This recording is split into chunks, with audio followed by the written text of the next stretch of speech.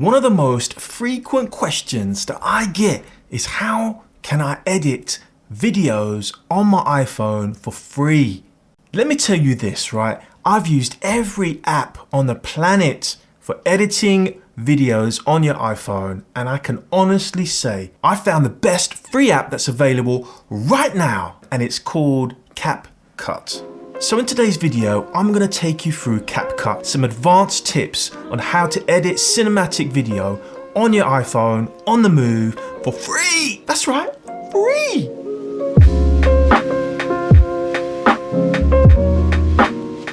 What is going on? It's Anil, and today we are talking about editing videos on your iPhone. Now, I mostly edit all of my footage on my PC using Premiere Pro, but when you're shooting with your iPhone and you're out and about, you're filming some awesome cinematic video, you might want to edit them quickly on your phone, upload them to social media. So you want something that's quick, has a great user interface, simple to use, and most of all, it's free. Now, it's important to take note that this video is about the best free app available on the iPhone for editing videos, not necessarily the best overall app. There are plenty of premium apps out there. One of my favorites, LumaFusion, where you can just do incredible edits on your iPhone, but CapCut is free. It's simple to use, it's easy, and you can get great results. Now, in the interest of time, okay, I've pulled together a little cinematic sequence using CapCut, but I'm gonna break down all the features, and these are features that I think are the most commonly used when you're editing videos on the go. You want them to be a little bit cinematic. But before we get into the video, please guys, smash that like button and consider subscribing. So we're gonna get into the tutorial now. Bam! So the first thing we're going to do is we're going to power up a brand new project. Going to give you a little tour of the user interface, some of the features, and then we're going to dive in and edit some videos. So as soon as you load up CapCut, just hit the new project icon. Then you can set up a number of clips. So I'm going to select one just to add it in. There you go. Now you're straight into CapCut. So let's break down the user interface. The first thing you can see here is that you've got your clip right at the top in the middle. So just below it, we've got the timeline, and you can start scribing through if you want. Just below the timeline, you've got all of your configuration options. You've got a couple of options in the top right hand corner. If you click on that, where you can choose the format, your resolution, your frame rate. You can turn on Smart HDR, whatever you want to do. Right at the top is a button where you can export. We're not going to look at that right now, but I'll show you that later. Just above the timeline, you can see a few options here. You've got a play button, so you can play your clip. You also got some options on the right to undo and redo. I'll show you those a bit later. Then on the left, you've got your time coding, so you can keep track of where you are on the timeline and also how long your clip is. So guys, the first thing you want to do is you want to choose the format. Now this is important because if you're shooting video, you've got to have that format in mind. Are you shooting a cinematic clip that you can upload onto Facebook? Are you shooting a vertical video for Instagram, for a story? Hopefully the footage that you're importing is already in that format, but you can change the format here. And as you load CapCut, it automatically detects which format that the video clips are in. On the bottom menu, you can click on format, and there you can actually pick whichever format suits the video that you are shooting. So I'm going to leave it at 16:9 for now. So I can go back to the main menu, and that's the format all sorted. Now let's look at the timeline, right? The timeline is where all the magic happens. You're going to be doing most of your work on the timeline using the options below. It's so easy to use. The interface is fantastic. So let's add on another clip here. We're just going to randomly select another clip. Now I've got 2 clips on my timeline. I can also hold down on a clip. As you can see, I can now move and reorder clips. So if I've got clips in the wrong order, it's so easy to just reorder them. And like I said, adding more clips is dead easy. Just click on the plus button, add it in, and there you go. I've got another clip on my timeline. Now, if I make a mistake, I can just click on this undo button here. As you can see, that clip that I just added has been completely removed. Now, as you can see, the menu below is the general menu for the whole timeline. If I select a layer, so now I'm going to select on the video clip, I get a brand new set of menu options specifically for that clip. And now if I scroll through, I've got all sorts of options specifically for editing that particular video clip on that layer. So easy. So now I can take this clip and I can do all sorts of stuff. One of the main things you're going to want to do is you want to put cuts in. So you just scroll to the place where you want to put the cut. I'm just going to put a cut in randomly there. And here you can see it's called split. If I then tap on split, you can now see that this particular clip has now been split into two. So I can do whatever I want with this clip. I can select it, I can then bin it. And as I mentioned, you can press the undo button and you can press it again if you want to remove the cut, or you can press the redo button and go back to exactly where you were. So you've got so much flexibility when you're editing in CapCut. So one of the cool things that you can do in CapCut is adding text and titles. Now on the main menu here, you can see the text icon. If I select the text icon, I get a brand new menu for text. If I click on the add text and I type something in, just something random, and as you can see now, I've got a new layer, a brand new text layer. And what you'll notice here is I can now switch between the different layers, my video layer and my text layer, and the menu options at the bottom change depending on which layer you've selected. When I select on the video menu, I can see split, speed, volume. If I select the text menu, I can do things like style, text to speech, or any other little options that you might want to do when you're editing text. If I scroll across, I can see I've got effects, bubble, animation. If I click on effects, I got a whole host of effect options that I can use. Some of them are quite cheesy, but some of them are okay. You know, you got bubbles here, you've got animations you can do with it. There's so much flexibility with it. If I click on the text, I can actually use my fingers and I can, you know, change the size of it, move it around in different positions. You can use your thumbs and you can spread it out. It's so easy just to move it around, drag it, make it longer. Man, I love CapCut. Now, one of the cool things I like about CapCut is the transitions and some of the effects that you can get. Now, I'm going to pop out of this project and move into a final edit that I created. You see, this particular cut here has a different icon. What that means is I've added a transition in between the two video clips. If I click on that little icon, I move into the transitions part. And here you've got so many options. There's a whole bunch of basic ones. You can change the duration. So many options that you can use.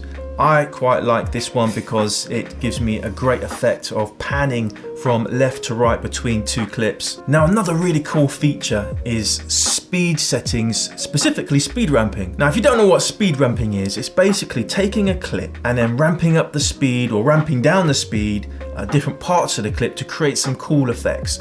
Now, this particular clip here where I've got my little girl walking and as you can see, she jumps over a little stick. Thought it'd be a really cool effect to add a little speed ramp to it. So if I select the clip, I can now select speed at the bottom. Now this is already pre-done, so I'm showing you one that I have done previously, but you can either slow down the whole clip. In this case, if I click on curve, I can select one of these pre-fixed curves if I wanted to. Because I wanted to be very specific where I wanted the speed ramp to happen, if I click on edit, I've now got my ramping curve.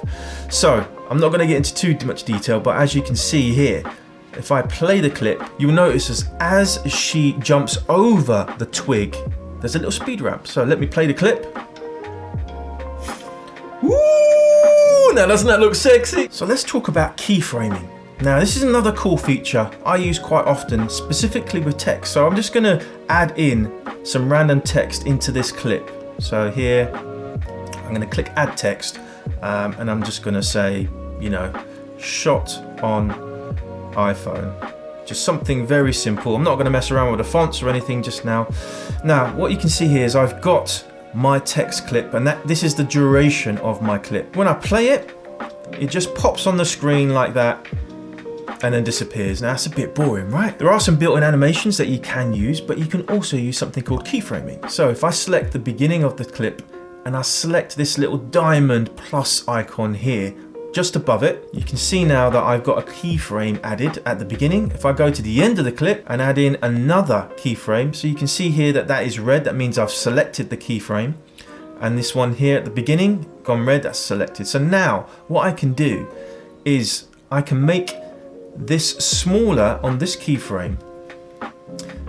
And as you can see, if I go to the second keyframe, I can now increase the size of it. Now this is quite big. I wouldn't do this in a normal video, but I'm just trying to demonstrate keyframing to you guys. Now, if I go to the beginning of the clip and play it, you get this zoom in effect. And it's just a basic use of keyframing. You can get creative with it and do all sorts of other things, other effects with cropping and all sorts. Again, it's a feature that is part of CapCut that's quite advanced. For a free app, it's amazing. Right guys, let's talk about music and sound effects. How can you get music into your videos? Well, it's easy. I'm gonna bring up a timeline here. As you can see, I've got a few clips on here. On the timeline, you can see that there's an add audio option. I'm gonna tap on that. There are various options on how you can get music into your timeline. The first option, which is called sounds, is all of the sort of standard music tracks that are available for free on CapCut. So you can click on one of the options, select any track, you can listen to it, and then click on the plus icon, and there you go, you've got audio onto your timeline. Another option is to extract audio from a video. Really cool feature of CapCut.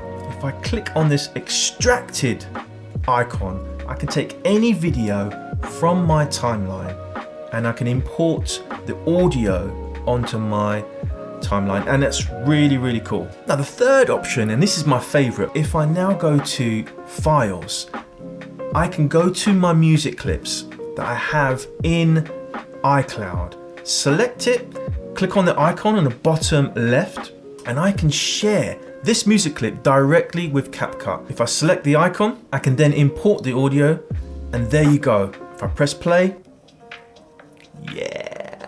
And that is the best way to get music onto your timeline. Now there are other options here. You can also add a voiceover if you want to, put your own voice over it, or a sound effect that you want to record. The other option is effects. Now what I was really impressed with CapCut is they've got a whole host of effects available. And the good thing is you can click on this little icon on the left and you can bookmark a few. So I've bookmarked a whoosh sound, which I like to use in some of the transitions. If I add that to the timeline and press play, you can hear that little whoosh sound. I'll do it again.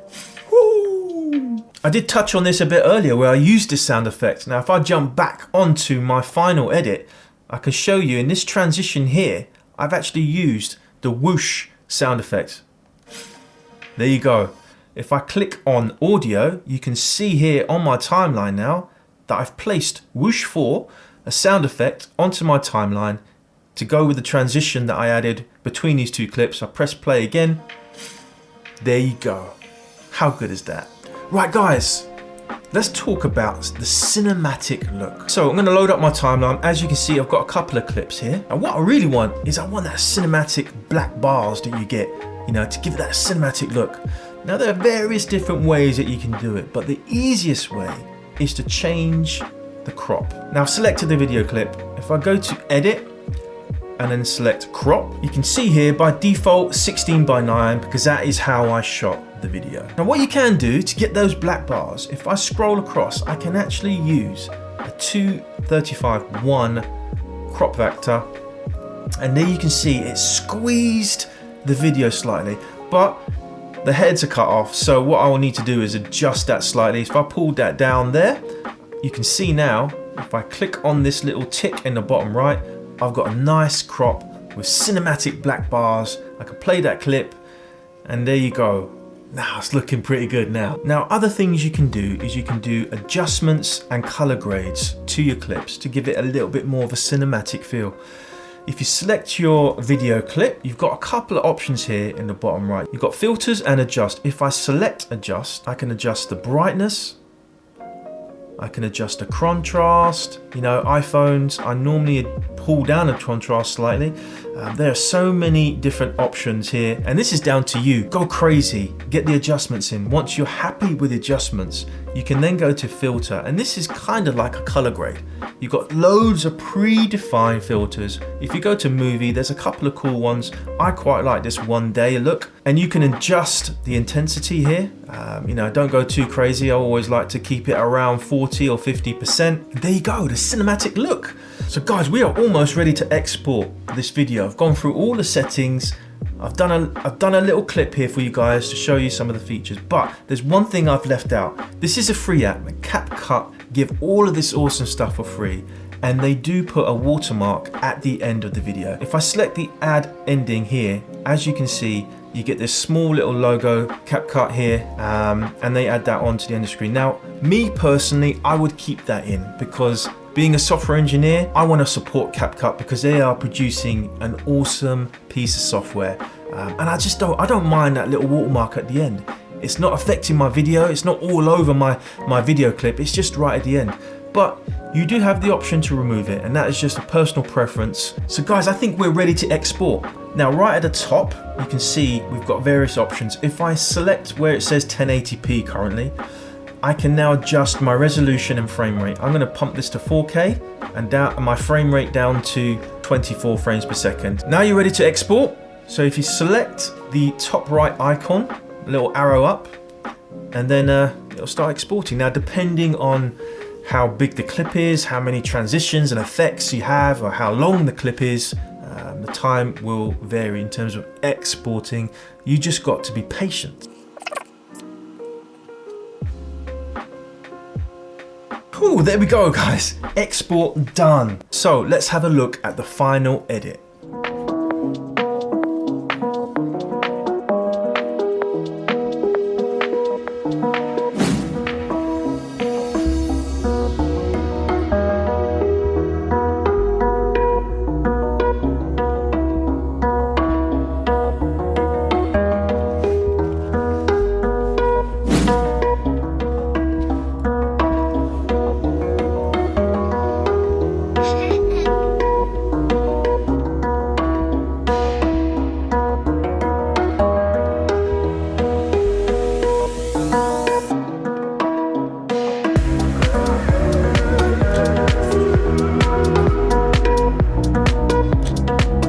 So I hope this tutorial helped you out. Like I mentioned earlier, there are a lot more advanced video editing apps out there, but CapCut is free. It's free! Guys, please hit the like button. And if you like the content today, please consider subscribing. Also, check out some of these other videos, and I'll see you in the next one.